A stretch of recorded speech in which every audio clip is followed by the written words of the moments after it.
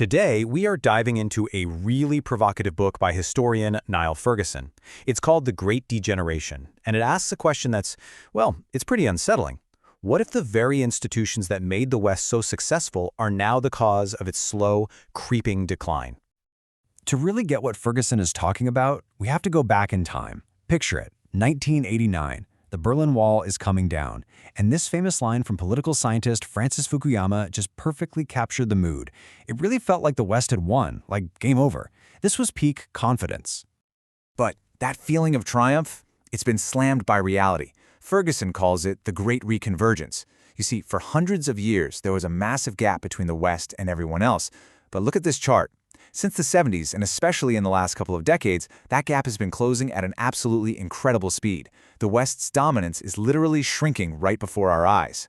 And that brings us to the big mystery we're tackling today. What on earth happened? The usual answer you hear is deleveraging, that we're all just painfully paying off the massive debts we built up before the 2008 crash. But Ferguson says, nope, that's just a symptom. He thinks the real problem goes much, much deeper, right into the wiring of our society. So here's his core idea. All the stuff we worry about, the slowdown, the debt, the inequality, he says those aren't the actual disease.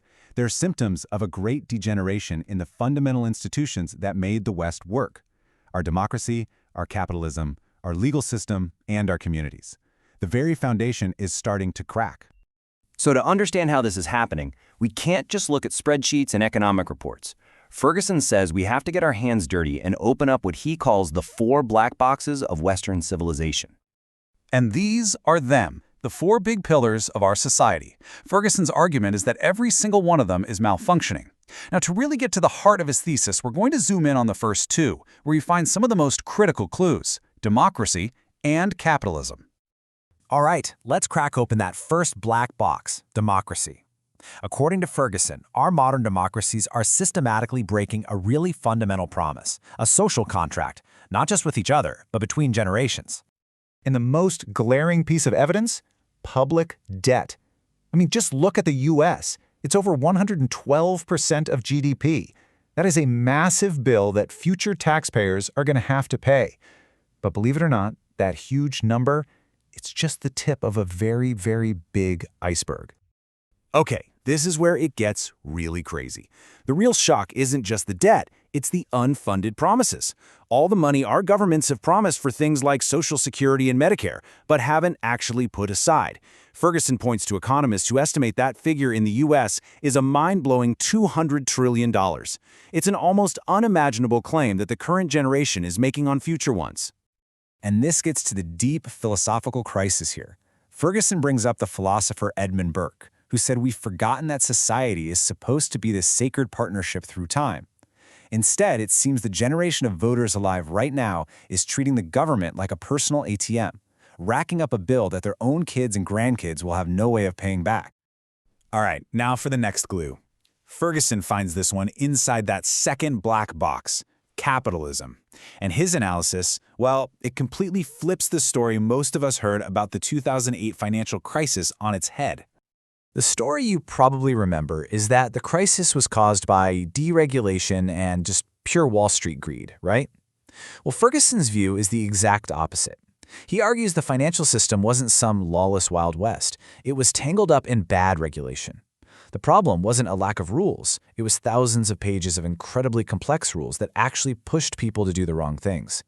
For example, international banking rules actually gave banks an incentive to load up on assets that were labeled low risk, like government bonds, without having to hold much capital against them. Oops.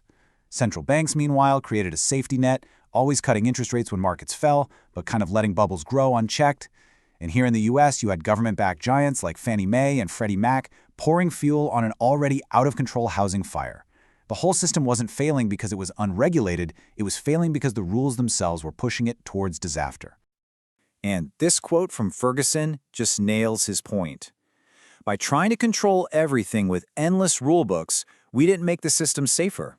We just made it more fragile, more complicated, and in the end, way more likely to blow up spectacularly. So what happens when a society mortgages its future and its economic engine gets tied up in knots of its own making? Well, for Ferguson, this toxic combination is leading us somewhere really troubling, a place first described by the father of modern economics, Adam Smith. Adam Smith talked about something he called the stationary state. It's what happens when a once-rich country just stops growing. For Smith, this wasn't just an economic problem, it was a social rot, where wages for most people stagnate and a corrupt elite figures out how to rig the system for themselves. Back in his day, he was looking at Qing China. And this brings us right back to that chart we saw at the beginning.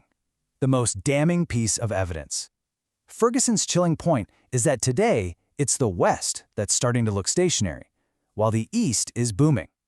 As he puts it, the boot of economic history is on the other foot. And so, we land at his final, pretty bleak conclusion. What we're going through isn't just a long recession or a debt hangover. It is a great degeneration. A slow, quiet decay of the very institutional foundations, our democracy and our capitalism, that made the West powerful and prosperous in the first place. At the end of the day, Ferguson leaves us all with a pretty stark question to chew on. Are the foundations of our society still solid, or is the house we all live in actually starting to crumble from the inside out?